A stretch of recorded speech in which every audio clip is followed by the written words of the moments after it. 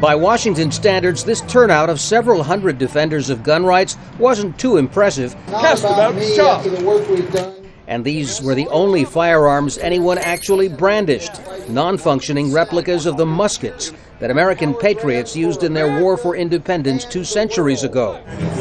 But for those who rallied near the Washington Monument, and a handful of others who openly flaunted their real weapons in the more gun-tolerant state of Virginia just across the river, as you can see, I've got a loaded pistol here. The right to own and carry firearms is every bit as crucial as the right to free press or religion. And never, they insist, has it been more at risk. Like the sign says, legislation, registration, confiscation. We're not going to put up with that. We're the most normal, conservative, friendly, non-threatening, non-violent people in America, probably the world. And the message is we need to return our country to the state of freedom that it was in before. That concern, however, may not be reflected in the fact that 1 in 3 adult Americans already owns a gun, and that many state governments have been loosening restrictions on the books.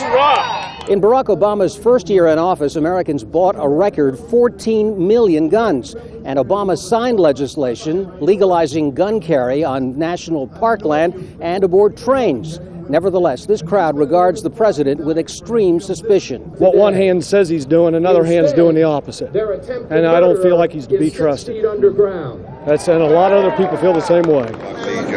The demonstrators say they timed their protest for the anniversary of the first battles of the American Revolution against the British, and bears no connection to a more recent event.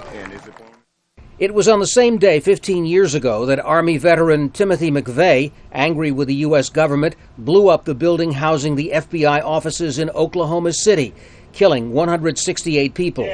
This is where the angels and the devils fight, and they're choosing up sides. Some observers worry the current climate of anti-government sentiment in the U.S. is increasingly resembling that of the years leading up to the Oklahoma City bombing, a sentiment echoed by former President Bill Clinton. That there is a basic line dividing criticism from violence or its advocacy.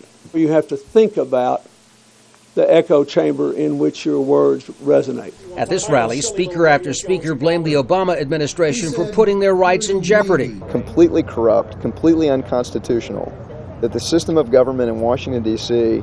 is organized crime.